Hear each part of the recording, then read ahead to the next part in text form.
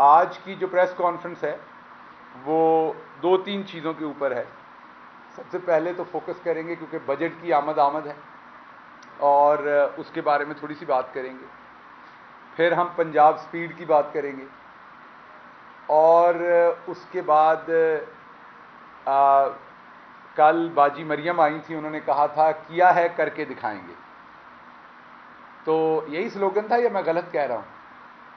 तो उस पर बात करेंगे कि क्या किया है और अब क्या करके दिखाएंगे। तो सबसे पहले तो मैं आपके सामने रखता हूं कि जब पंजाब स्पीड गवर्नमेंट में आई ये इंपोर्टेड हुकूमत, तो लोड शेडिंग नहीं थी। आप सबको याद है कि माजी बईद की बात नहीं है बल्कि माजी करीब की बात है कि लोड शेडिंग मुल्क के अंदर नहीं थी। उसके फ़ौरन बाद लोड शेडिंग शुरू हुई। चले, हो सकता है कोई वजूहात बनी हो। इन्होंने 2 हफ्ते लिए, पूरी तरीके से उसका जायज़ा लिया। हमाद अज़हर साहब साथ साथ बताते रहे कि लोड शेडिंग क्यों हो रही है और क्यों और होगी। जायज़ा लेने के बाद 1 मई को पंजाब स्पीड ने यह ऐलान किया कि अब ज़ीरो लोड शेडिंग होगी। ये पहला वादा था, आपने ये याद रखना है। ये इस इंपोर्टेड हुकूमत के वज़ीर आज़म का कौम के साथ किया हुआ पहला वादा था कि अब के बाद ज़ीरो लोड शेडिंग होगी। आपको पता है उसी दिन दबा के लोड शेडिंग हुई, अगले दिन दबा के लोड शेडिंग हुई। भाई 1 सेकंड ज़रा पीछे खामोशी रखिएगा। अगले दिन दबा के लोड शेडिंग हुई और जब 4-5 दिन फिर अवाम बिलक उठी, शदीद गर्मी, आपको पता है इस दफ़ा गर्मी भी ज़्यादा पड़ रही है, तो जो वज़ीर मौसूफ, आपने याद रखना है ये वही वज़ीर मौसूफ हैं जिनको एक बहुत ही काबिल आदमी हैं और बड़े ही होनहार आदमी हैं और इन्हें पाकिस्तान की तारीख में एक एजाज़ हासिल है जो पाकिस्तान की तारीख में किसी और को नहीं है। पाकिस्तान के किसी नकम्मे तरीन आदमी को वो एजाज़ हासिल नहीं है जो इनको है, और वो है कि ये वाहिद वज़ीर मौसूफ हैं जिनकी वजारत में पिछले दौर में पाकिस्तान की एक्सपोर्ट नीचे गई थी ऊपर जाने की बजाय, तो ये एक्सपोर्ट खा गए थे। अब मुझे नहीं पता, ये डीजल इंजन से निकल के अब ये वज़ीर साहब इलेक्ट्रॉनिक हो गए हैं कि चार्ज होते हैं खुद ही, और बिजली भी खा गए हैं, क्योंकि फिर इन्होंने बताया कि लोड शेडिंग 3.5 घंटे होगी। मतलब इंपोर्टेड हुकूमत के वज़ीर आज़म ने झूठ बोला था कि ज़ीरो होगी और इन्होंने कहा कि नहीं अब 3.5 घंटे होगी। फिर आपके सामने उस 3.5 घंटे का तमस्खर क्या उड़ा वो भी आपके सामने है। उसके बाद में कुछ चीज़ें आपके सामने और रखता हूं। कहते हैं कि इमरान खान मुआहदे करके गए थे, तो सामने ले आइए इमरान खान मुआहदा करके गए थे। क्योंकि वो अंग्रेजी में है इसलिए समझ नहीं आनी, तो हमारे पास सिबगतुल्लाह विर्क साहब है, बहुत अच्छा तर्जमा करते हैं अंग्रेजी से उर्दू में। हम इस एक दिन के लिए आपको इनकी सर्विसेज उधार देने को तैयार हैं ताकि आपको एक दफ़ा पढ़ा दें अच्छी तरह से कि वो जिसको आप मुआहदा कह रहे हैं वो IMF की अपनी रिपोर्ट है, मुआहदा नहीं है। मैं दोबारा रिपीट कर दूं, क्योंकि अंग्रेजी में है तो आपको गलतफहमी हो रही है। वो मुआहदा नहीं है, वो IMF की अपनी रिपोर्ट है। बिल्कुल आपके ऊपर दबाव है और आप पर तो कई वजूहात की वजह से दबाव है, वो बाद में बताता हूं। दबाव हम पे भी था, लेकिन इमरान खान ने सबसे पहले एब्सोल्युटली नॉट अडोंगो कहा, फिर एब्सोल्युटली नॉट कहा जब यह कहा गया कि आप आवाम की खाल खींचें। तो जब पूरी दुनिया में पेट्रोल की कीमत, डीजल की कीमत ऊपर जा रही थी तो इमरान खान ने उसको नीचे करके दिखाया था। और वो जो सब्सिडी देनी थी, ये हमारे साथ मुनाजरा कर लें, वो भी बताएंगे कि हम कहां से ले रहे थे, उसका भी पूरा इंतजाम किया था और IMF को सेटिस्फाई किया था हमने। प्रेशर नहीं उनका लिया था बल्कि उनसे आर्गुमेंट किया था कि हमने अपने निचले तबके को हर सूरत बचाना है। IMF आपको कर्जा देता है, खरीद नहीं लेता आपको। आप उनके गुलाम नहीं हो जाते कि आपने हर बात माननी है। उसके बाद अगर आप देखें 32 रुपए यूनिट साहिवाल कोल प्लांट दे रहा है, महंगी तरीन बिजली पैदा करके दे रहा है, जो आप पे करते हैं, इन्हीं का लगाया हुआ शाखसाना है। बिजली के तमाम महंगे कॉन्ट्रैक्ट जो है अभी ये 14 रुपए फी यूनिट बिजली महंगी कर चुके हैं जब से ये आए हैं। हमने अपने पूरे टेन्योर में शायद 6 रुपए भी नहीं की थी, ये 14 रुपए कर चुके हैं। और ये बिजली के तमाम महंगे, हमें भी जो 6 रुपए करनी पड़ी थी, वो इन्होंने जो किकबैक्स ली थी, जो महंगे बिजली के मंसूबे लगाए थे, उनकी वजह से हमें भी करने पड़े थे। उसके बाद अगर आप देखें, बिजली रिकॉर्ड महंगी, गैस रिकॉर्ड महंगी, इंडस्ट्री की गैस बंद कर दी गई। मैं नहीं कह रहा, ये खुद कह रहे हैं, इनके खुद सर्कुलर्स कह रहे हैं। उससे क्या होगा? एक्सपोर्ट खत्म हो जाएगी। एक्सपोर्ट खत्म होगी, क्या होगा? आपका करंट अकाउंट डेफिसिट बढ़ेगा। करंट अकाउंट डेफिसिट बढ़ेगा, रुपए के ऊपर और प्रेशर आएगा, रुपया और नीचे जाएगा, आपके यहां इन्फ्लेशन के ऊपर और बुरा असर पड़ेगा। एक्सपोर्ट खत्म होगी, फैक्ट्री बंद होगी। फैक्ट्री बंद होगी, उस फैक्ट्री से रिलेटेड जितनी सनत है वो बंद होगी। वो सारा सनती जो एक सिस्टम है बंद होगा, तो क्या होगा? बेरोजगारी होगी। एक बेरोजगारी तो हमारे मीडिया में कई ऐसे अदारे हैं जिन्होंने खामखा की क्रिएट की ना, कि आपको तनख्वाहें टाइम पे नहीं देते, खुद 40% मुनाफा कमाते हैं। ये सही वाली बेरोजगारी होगी, यहां तो झूठ मूठ आपके सर पे थोपी हुई है। और बेरोजगारी होगी तो आपके सामने फिर क्या होगा? क्राइम भी बढ़ेगा, सब कुछ होगा, फिर भूख अफलास बढ़ेगी। दूसरी तरफ मीडिया मैनेजमेंट की जाती है।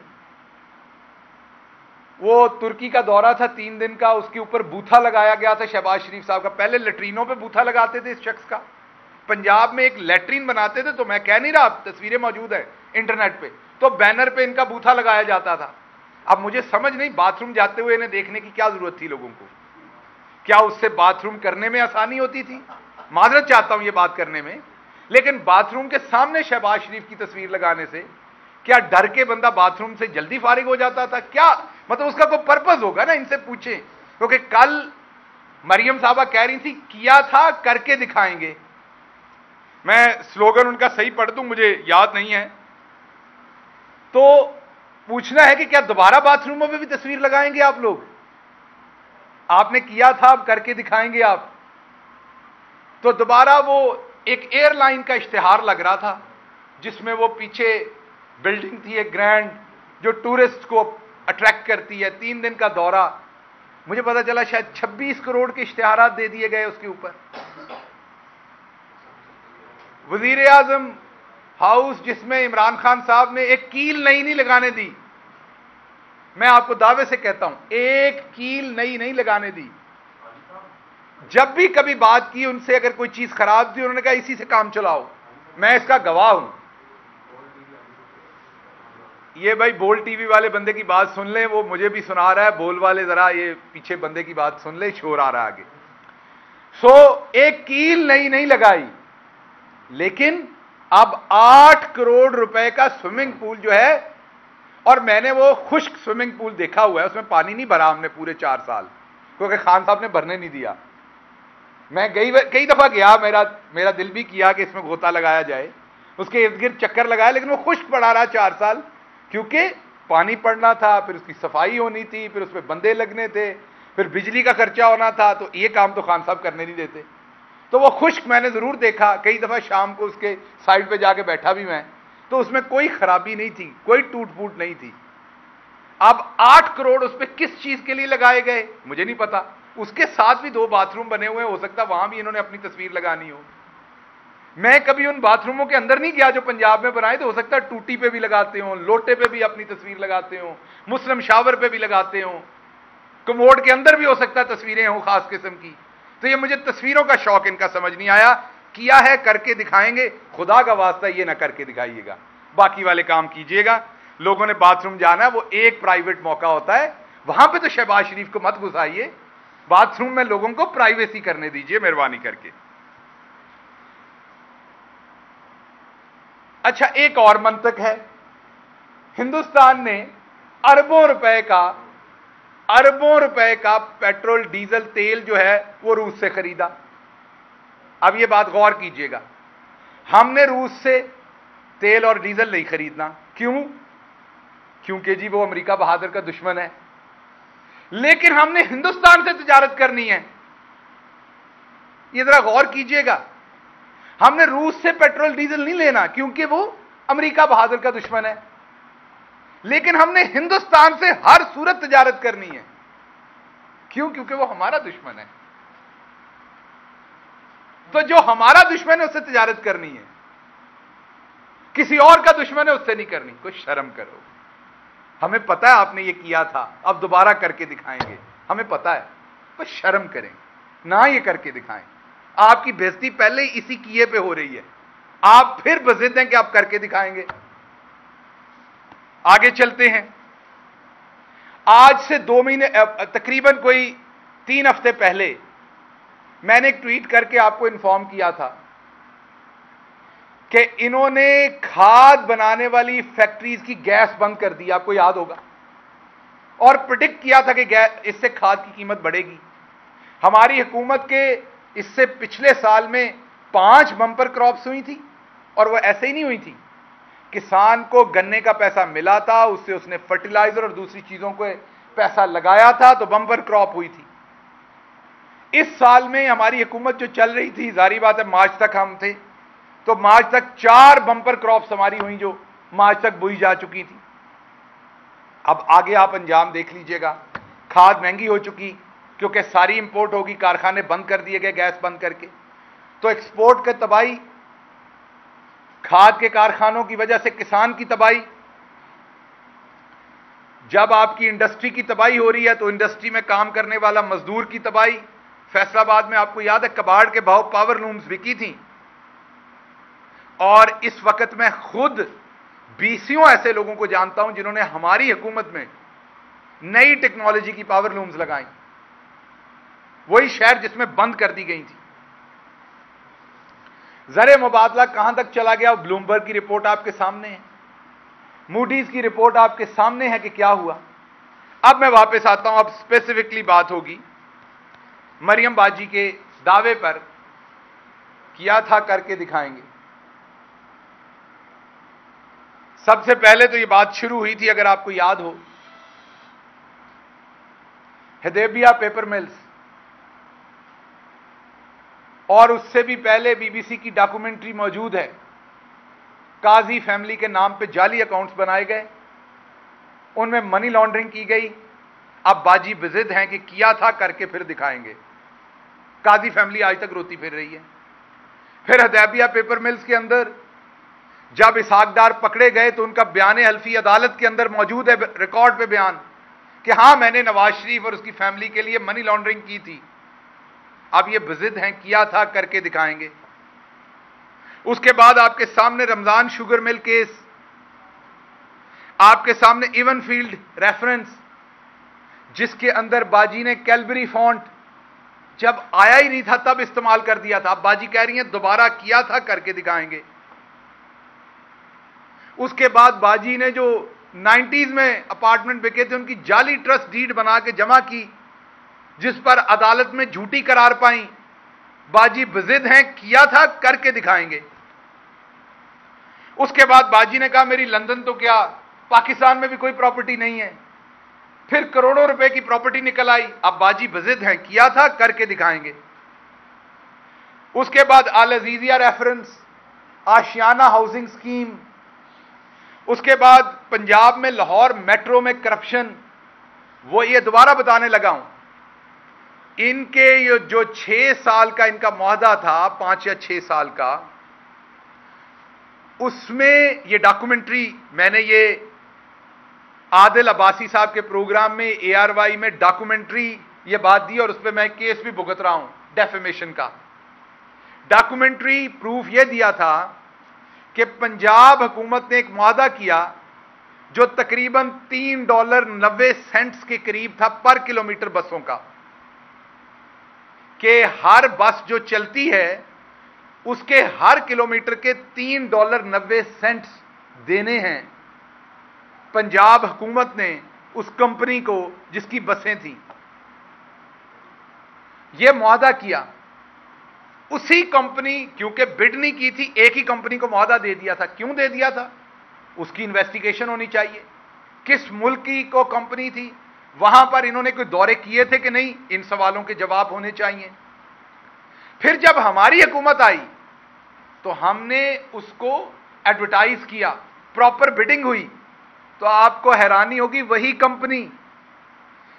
कंपनी जिसने $3.90 के करीब, एग्जैक्ट 86 थे या 84 सेंट से या 90 सेंट से, बहरहाल $3.90 के करीब जो मुआहदा जिस कंपनी ने किया था फी किलोमीटर का, वही कंपनी आधे पैसों में वही मुआहदा करती है। तो क्या इस शरीफ फैमिली ने करप्शन नहीं की थी? अब ये कह रही थी किया था, करके दिखाएंगे, तो साबित शुदा है ना।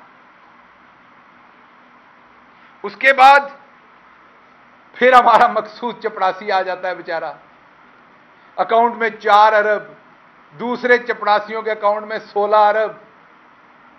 अब कह रही हैं किया था, करके दिखाएंगे। खुदा का वास्ता दोबारा ना कीजिएगा, साडियां चांगरा निकल गई ने पहले तुहाडे करन दे नाल।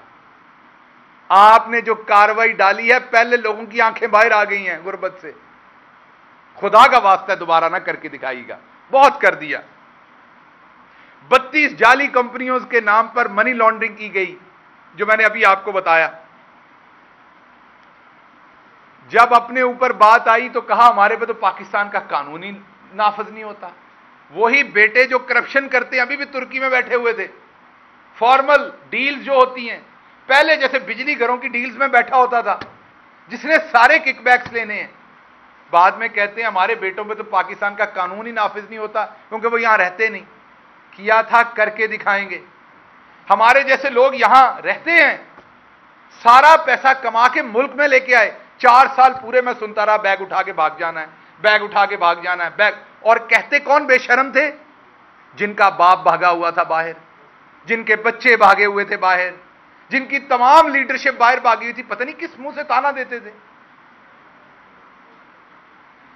अब तो भाई साहब हर चीज वापस आ गई पाकिस्तान में। वो जरा दवाई लैन गया सी उन्होंने भी ले आओ वापस। और अब तो सबको पता है कि वो बीमार कैसे हुआ था और किसने भेजा था। अब तो खुल गई ना बातें सारी, तो अब वापस ले आए। अब तो पंजाब स्पीड की हुकूमत है, बेटी बैठ के बता रही किया था, करके दिखाएंगे। पहले अब्बा जी तो ले आओ, फिर आगे कुछ करके दिखा दीजिएगा। पहले अब्बा जी का मुंह विखा दो लोगों को। सो आखिरी बात की तरफ मैं जाता हूं। लुथड़ा हुआ है ये खानदान करप्शन में, लेकिन अब पता चला है कि प्रॉपर लंदन की एक कंपनी हायर की गई है, उसे एक बड़े बिजनेसमैन टाइकोन से पेमेंट करवाई गई है, जिसको ठेकों में और दूसरी चीजों में किकबैक्स दी जाएंगी। और उसका काम है, वहां से ये टेक्नोलॉजी से रिलेटेड कंपनी है, जाली ऑडियोज और वीडियोज। पहले तो बाजी बैठ के कहती थी ना हमने बनवाई हैं, अब लोगों की काबिले एतराज गैर सियासी शख्सियात की मैं बात कर रहा हूं। सियासी शख्सियात के साथ तो ये कर चुके जो काम करना था। अब गैर सियासी शख्सियात को, जिसमें चैनलों के मालिकान भी मौजूद हैं, मैं दोबारा रिपीट कर रहा हूं, चैनलों के मालिकान और सहाफी मौजूद हैं, उनकी जाली वीडियोस बनाने का ऑर्डर दे दिया गया है, ताकि फिर उन्हें किसी गुमनाम नंबर से वो जाली वीडियो भेजी जाए और फिर उन्हें कहा जाए कि अब ये वाली खबर दें, ये लाइन लें, तो फिर आपकी जान बख्शेगी। तो भाई, जो लोग पहले से बाथरूमों के ऊपर तस्वीरें लगाते हों अपनी, तो जिसकी तस्वीर बाहर लगी वो कह रहा है ना मैं देख रहा हूं आपको अंदर, तो दिल करे अंदर भी। वो सफदर भाई तो कह रहे थे हमने बाथरूमों की वीडियोस बनाई हुई हैं। वो अब पता चला कि वो असल नहीं थी, वो नकल ऑर्डर की हुई हैं। और वो मेरा ख्याल डीप फेक से आपको पता चल चुका हुआ है कि किस तरीके से एक शख्स की आप बना देंगे और उसको पता भी नहीं चलेगा उसकी है या नहीं है। वो भले बेचारा वहां हो ना हो, उसने वो तंजीम साजी की हो या ना की हो, लेकिन तंजीम साज वो मशहूर हो जाएगा। उसको घर में भी जूते पड़ेंगे, बाहर भी पड़ेंगे। और बंदे के लिए सबसे बड़ी मुसीबत होती है कि पूरी दुनिया आपका दुश्मन भी मान जाएगा कि आपने तंजीम साजी नहीं की, आपकी बेगम नहीं मानती।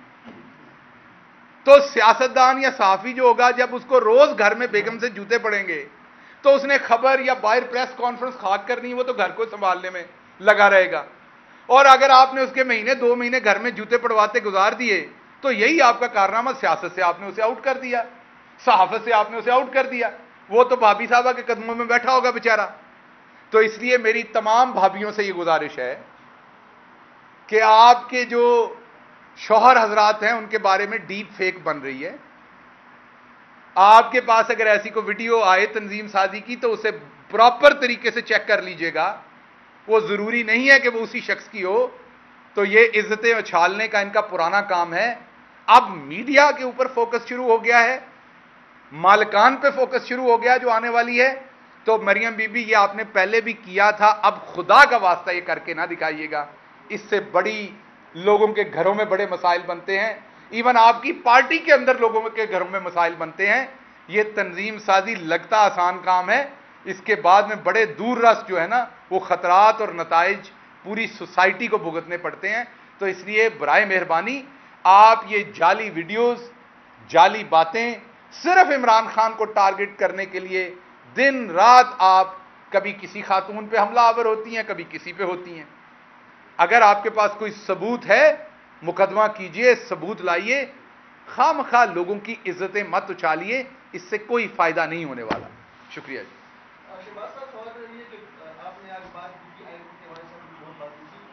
स्टार्ट में तो आप लोगों ने कहा था हुकूमत आने से कबल के मर जाने के लिए इंतजाम किया गया, फिर आप गए, लेकिन जो मुआहदे आप लोगों ने किए वो मुआहदे आप सामने क्यों नहीं लाते? वो मुआहदे आप लोगों ने अपने हुकूमत पार्लियामेंट में क्यों सामने लेके नहीं आए? अब आपके खिलाफ कोई इस्तेमाल हो रही है। देखिए दो बातें, हमारा जो मुआहदा हुआ वो आपके सामने था। हमारे मुआहदे की शक्ल में ही आपको पेट्रोल सस्ता करके दिया था, हम ही ने किया था ना। ये कहते हैं इन्होंने मुआहदे किए थे, तो फिर हम मुआहदे तो हमने किए थे, पूरा भी हमने ही करना था। तो आपको किस चीज की इतनी मुश्किल आई हुई थी कि आपने जरूर इस इंपोर्टेड साजिश के तहत हुकूमत पे आना, जब आपको पता था हमने ये मुआहदे किए हुए हैं, तो अब आप सामने ले आए। हमने तो नहीं किए थे। अब हमारा हुकूमत पे तो कोई इस टाइम नहीं, ये हर चीज आप जो हुकूमत में करते हैं वो आप दिखाते तो नहीं है ना। आज आपने सुबह टूथपेस्ट किया होगा, आपने वो दिखाया तो नहीं है ना, मुझे करके आए हैं, मुझे यकीन है आपने किया हुआ है। तो इसलिए हुकूमत में हम तो एक नॉर्मल ठीक काम कर रहे थे, कोई गलत मुआहदा नहीं किया था। उसके असरात आपके सामने थे कि हमने इवन पेट्रोल कम करके दिखाया। अगर ये क्लेम करते हैं कि हमने किया तो ये ले आए सामने, कागज तो सारे इनके पास हैं, घर तो नहीं ले गए हम। तो इसलिए ये मेहरबानी करके ये झूठ अवाम को ना बेचें, ये बुरी बात है जी। और आप आखिर पे आई हैं, सबसे आखिर पे सवाल लूंगा, पहले सबका है।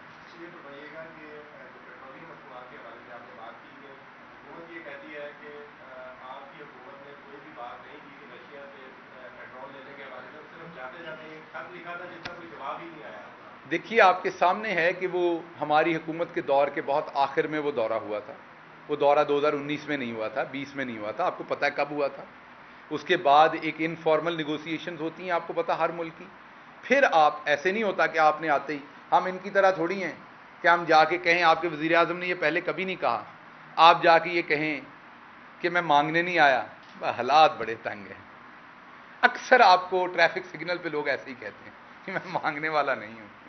वह हालात बड़े तंग हैं। वो जो पेशावर भिखारी होते हैं ना, वो हमेशा आपके साथ ये करते हैं। जो बंदा दुरुस्त होता है तो चुप खड़ा होता है, और जो आपको ये पूरी कहानी सुना कहता है जी मैं मांगने वाला नहीं हूं, वह मजबूर हूं, ये जरा देखिएगा। वो पेशावर भिखारी का ये तरीका वारदात होता है। ये पेशावर भिखारी आ गया है, जो मिलना है 20% इसके बेटे ने लंदन ले जाना है, और इन्होंने किया था, ये दोबारा करके दिखाएंगे, याद रखिएगा।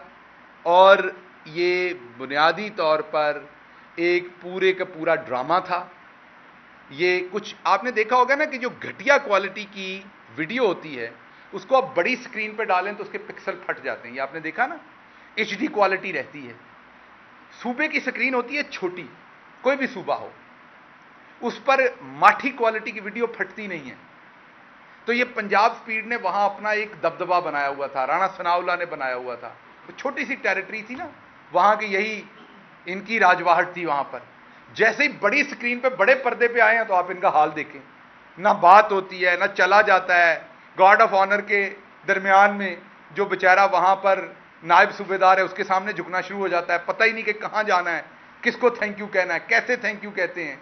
हालांकि पहले बताया जाता है, गार्ड ऑफ ऑनर शुरू होने से पहले किसी भी प्राइम मिनिस्टर को, किसी भी हेड ऑफ स्टेट को, क्योंकि हर जगह की तरतीब थोड़ी बहुत फर्क होती, तो प्रॉपर बताया जाता है कि वो शख्स है, वो इसको लीड कर रहा है, उसको आपने थैंक यू कहना है, किस तरह कहना है। और अगर आपको कहा भी जाए सर्टन तरीके से, तो आपने अपनी कौमी जो आपकी एक गैरत होती है, आपकी कौमी रिप्रेजेंटेशन होती है, आप सब यहां अपने अपने चैनल्स को रिप्रेजेंट कर रहे हैं, उससे पहले आप सहाफियों को रिप्रेजेंट कर रहे हैं।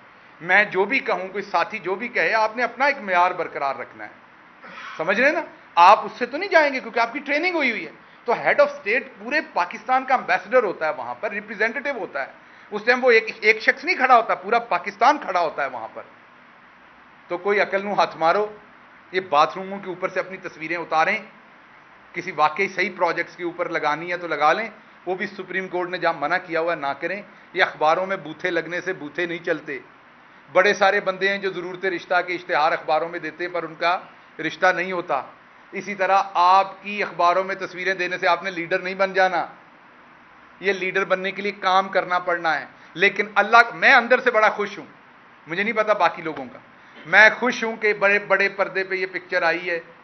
मेरी जिंदगी थोड़ी आसान हुई है। पहले सारा दिन आप लोगों को जवाब देने पड़ते थे, 50 पैसे पेट्रोल महंगा होता था, बम गिरता था, न्यूक्लियर बम गिरता था, हर तरह के आपके तुर्श सवालात होते थे। तो मुझे पता है आपको तनख्वाहें भी कम मिलती हैं, फिर तनख्वाहें हैं भी कम, तो आप सबसे ज्यादा, और फिर आपने खबरगिरी के लिए बहुत सफर भी करना होता है।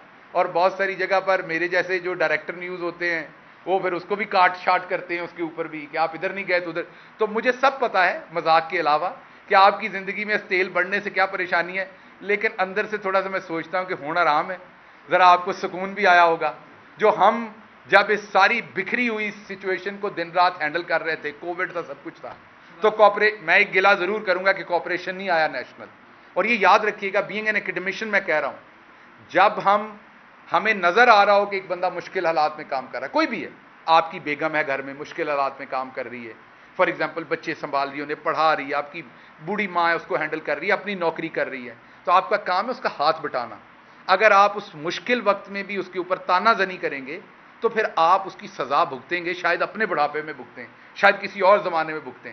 तो हमें रेट्रोस्पेक्टिवली सोचना है सबको कि अगर तो वाकई पिछली हुकूमत गलत कर रही थी तो दोबारा तनकीद करें हमारे ऊपर, लेकिन आईने में खड़े होकर जरूर देखें और सोचें कि क्या वाकई जो तनकीद की गई थी वो एजेंडे के ऊपर थी या दुरुस्त थी। अगर वो गलत थी तो फिर आज जो कुछ हो रहा है उसको जरा ऐसे करके देख लें, उसमें आप भी हिस्सेदार हैं। इस तमाम चोरों को लाने में हम सब फिर हिस्सेदार हैं। इसलिए हम कह रहे हैं तो हम तो नहीं होंगे, लेकिन हिस्ट्री की बात हो कि कोई जो भी आए दोबारा उसके साथ ये काम ना करें। दोबारा भी महंगाई होनी होती, इस तरह की महंगाई नहीं होनी होती, लेकिन कोई 1 रुपया 2 रुपया महंगाई पूरी दुनिया में इन्फ्लेशन होनी होती है।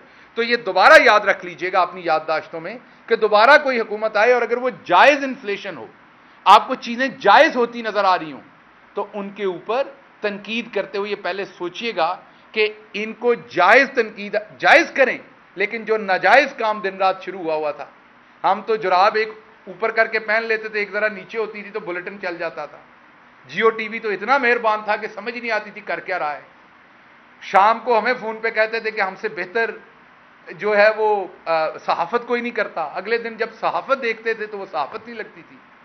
तो मैं तो खुद हैरान था कि क्या हो रहा है। लेकिन हर एक ने आश्कार होना, ये अल्लाह करीम फरमा चुके हैं। हर एक ने अपने किए की सजा भुगतनी। मैंने किया होगा तो मैंने भुगतनी है, मैंने झूठ और तूफान बोला होगा तो मैंने भुगतनी है, किसी और ने किया होगा तो उसने भुगतनी है। और मुझे अब बहुत सारे लोग भुगतते हुए नजर आ रहे हैं। जब भी कोई हुकूमत आती है तो भुगतती अवाम ही है। ये बताइएगा कि राना सनाउल्लाह बारहा ये बयान दे चुके हैं कि इमरान खान को वो गिरफ्तार करेंगे, तो गिरफ्तारी अगर हो जाती है या गिरफ्तार करने आते हैं तो क्या लाया गया? देखिए, पहली बात तो ये याद रखें, राना सनाउल्लाह साहब मेरे शहर के हैं, मैं जानता हूं। मैं राना सनाउल्लाह साहब को बहुत अच्छी तरह से जानता हूं।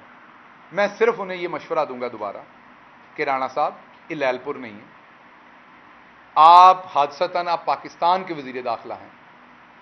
हमें यह पता है कि you are a widow maker, आप बेवाएं क्रिएट करते हैं, आप लोगों की जानें लेके औरतों को बेवा बनाते हैं। So you are a widow maker. सो आप बुनियादी तौर पर मॉडल टाउन में ये कर चुके, दूसरी जगहों पे कर चुके, लेकिन अब आप पाकिस्तान की कौमी सियासत कर रहे हैं। इस तरह की बयानबाजी आज आप इमरान खान और वुज़रा, साबिक वुज़रा के बारे में कर रहे हैं। तो सहाफ़ी याद रखें, कल आप खबर देंगी, आपके बारे में भी करेंगे किसी और इज्जतदार शख्स के बारे में भी करेंगे। ये रवैया किसी ने हमारी हुकूमत में किया था तो याद करवा दें, इस तरह की धमकियां किसी ने दी थी तो याद करवा दें, किसी ने उससे पहले दी थी तो आपको पाकिस्तान की हिस्ट्री में इस तरह का लबो लहजा किसी डिक्टेटर के वजीर दाखिला का भी नजर नहीं आएगा, जो कहेगा मेरी ख्वाहिश है, मैं करूंगा, इस्लामाबाद में घुस के दिखाओ। ये जो ना, ये हिंदी फिल्में बहुत देखते हैं सारे। मरियम सफदर ने भी एक नौशहरा में इलेक्शन जीत लिया तो वो इंडिया वाले कहते थे घर में घुस के मारेंगे। बाजी इतनी बेवकूफ है, उसे समझ नहीं आई कि केपीके भी तुम्हारा ही घर है, हारना जीतना तो अपनी जगह है ना। अब फॉर एग्जाम्पल पीटीआई हारती है कहीं पे तो हार जीत तो चलेगी, लेकिन वो मेरा ही घर है ना। पीटीआई फॉर एग्जाम्पल सियालकोट में सीट हारी है तो वो सियालकोट मेरा ही घर है ना, हारने के बाद वो दुश्मन का घर तो नहीं हो गया। तो ये बीबी की पार्टी एक हादसे की वजह से, खटक साहब का वो स्प्लिट हुआ था आपको पता है भाई के साथ, वहां जीत गई। तो इनको ये ख्याल नहीं आया कि किसी जमाने में इनकी भी हुकूमत रही है उस सूबे में, तो ये कह रही घर में घुस के मारेंगे, ये हिंदुस्तानी बन गई एकदम से केपीके के लिए। तो ये तो इनकी अकल है। वही काम राणा सनाउल्लाह कर रहे हैं कि आप इस्लामाबाद में घुस के दिखाएं। तो भाई ये इमरान खान है, नवाज शरीफ नहीं है जो दवाई लेने भाग जाएगा। बनी गाला है, अगर आपने चलना है मैं ले जाता हूं साथ, खान साहब बैठे हुए हैं, आपने गिरफ्तार करना है आप आइए, उसके बाद हिसाब आपसे कौम लेगी। मैं और कुछ नहीं कहता, कौम की पाकिस्तान तहरीक इंसाफ की तैयारी है। हम ये सोच के आए हैं, हम ये सोच के इस वक्त के यजीद के सामने खड़े हुए हैं, और आपके अंदर जो बोलता है हमें वो भी पता है, आप अपने कद से जो 20 फुट ऊंची बातें करते हैं हमें वो भी पता है। लेकिन मसला ये है कि हम आपकी तरह के नहीं हैं। पांव जलेंगे तो अपने बच्चे को पांव के नीचे नहीं लेंगे, पांव जलेंगे तो अपने इदारों को गालियां नहीं देंगे। यही तो फर्क है सच्चे पाकिस्तानी में, कि वो मुश्किल वक्त में भी अपने परचम, अपने इदारों, अपनी सालमियत की किसी चीज के ऊपर गाली गलोच पे नहीं उतरेगा। हम नहीं उतरेंगे, ना उतरे थे, और आपको कुछ जरा सा भी हो तो आप उतरेंगे। जी सर। जैसा आपने इदारों की सालमियत की बात की कि आप साथ खड़े हैं, joint chief of staff committee ने बड़ा कैटेगोरिकली नेशनल डिफेंस यूनिवर्सिटी में खुलकर इस प्रोग्राम पर बात की, जो पाकिस्तान का न्यूक्लियर प्रोग्राम है, और वाजे किया एक लाइन में कि किसी भी शख्स को इजाजत नहीं होगी सिवाय इस इदारे के इस प्रोग्राम पर बात करें। डायरेक्टली को रेफर कर रहे थे शायद साबिक वज़ीर आज़म। अब इस पर कैसे रिस्पॉन्स देंगे? कल पूरी मीडिया पर इसकी बहुत देखिए बात ये है, ये बात बिल्कुल, इस बात की एक साइड बिल्कुल दुरुस्त है कि वो जो हमारा न्यूक्लियर प्रोग्राम है उसके जो रमूज हैं, उसके जो हकाइक हैं, उसकी जो उसके करैक्टरिस्टिक है, माफ कीजिएगा, उसकी डिटेल्स हैं जो फौजी एतबार से, दफाई एतबार से, टेक्निकल एतबार से ज़रूरी है, वो किसी पाकिस्तानी को ना करने की इजाज़त होनी चाहिए, ना कोई मुहिब वतन पाकिस्तानी करेगा, क्योंकि वो हमारा सबसे कीमती असासा है। ये चैप्टर तो हो गया क्लोज। अब अगला चैप्टर है उनकी एक इंटरनेशनल पॉलिटिक्स और इंटरनेशनल रिलेशंस के अंदर उनकी रैमिफिकेशंस है। एक इंटरनेशनल ऑर्बिट में और हमारे इंटरनेशनल रिलेशंस के अंदर उनकी जो सियासी और उनकी जो स्ट्रेटेजिक पोजीशन है, उसके ऊपर नेचुरली आर्मी की लीडरशिप ने बात नहीं करनी, साइंसदान ने बात नहीं करनी, उसके ऊपर सियासतदान ने बात करनी। कुछ आपके असासे और एसेट्स होते हैं जो आपने इस्तेमाल नहीं करने होते, आप वो इस्तेमाल करने के लिए नहीं बनाते, वो आप इसलिए बनाते हैं कि आपकी जो पार्लियामेंट होती है, आपके जो सियासी लीडरान होते हैं, आपकी सियासी हिकमत अमली होती है, उसके तहत वो एहसासा आपके पास पड़ा हुआ है, आपने उसको इस्तेमाल करना होता है बगैर इस्तेमाल किए हुए। मैं एग्जांपल देता हूं, आप ब्लॉक्स का हिस्सा बनते हैं, मुल्क जाके जंगे तो नहीं करते उन ब्लॉक्स में, अक्सर आप यूएन के अंदर या आप जाके पैक्ट करते हैं, कुछ इश्यूज के ऊपर जाके मुल्कों को सपोर्ट देते हैं, तो आपकी ना फौज उतरती है ना आपके दूसरे लोग, आप वर्बल सपोर्ट देते हैं। जब आप वर्बल सपोर्ट देते हैं तो उनको नजर आता है पीछे 22 करोड़ की कौम है, 5वीं बड़ी फौज है, एटमी ताकत है, तो वो सारा वजन आपका लीडर डाल रहा होता है, जैसे अब ये कह रहा है मजबूर हूं, तो ये एटमी असासों की भी तौहीन ही कर रहा है ना जिस कौम ने बनाए थे। तो इसलिए जो साबिक वजीर आजम ने बात की थी बिल्कुल दुरुस्त की थी। सोवियत यूनियन हमारे सामने है। आप सबको याद होना चाहिए कि जब सोवियत यूनियन टूटा था, तो उनके एटमी असासे वापस ले लिए गए थे। बताता हूं कैसे। आपको याद है यूक्रेन को भी हिस्से में एटमी असासे मिले थे। पूरे मुल्क में उन्होंने अपने जगहों पर उनके एटमी असासे थे ना। आपको पता है फिर यूक्रेन से वो वापस लिए गए थे एटमी असासे। फिर आपने आज यूक्रेन का हाल देखा है। इसी तरह रूस का आपने हाल तब देखा था। और ये मैं नहीं कह रहा, ये हमारे मौजूदा आर्मी चीफ ने कहा था, सोवियत यूनियन की एग्जाम्पल दी थी और इस पर यह बात हुई थी कि मजबूत इकॉनमी ही मजबूत दिफा है। और फिर हमने इसके ऊपर नेशनल सिक्योरिटी पॉलिसी दी थी जिसकी आप सब ने तहसीन की थी। तो साबिक वजीर आजम नई बात नहीं कर रहे, वो वही बात कर रहे हैं जो बहुत देर से हो रही है और वो भी बहुत देर से कर चुके हैं। और सोवियत यूनियन की एग्जाम्पल सामने है। अगर आपकी इक्तसादियात अच्छी होगी तो आपका दिफा अच्छा होगा। बहुत शुक्रिया, थैंक यू।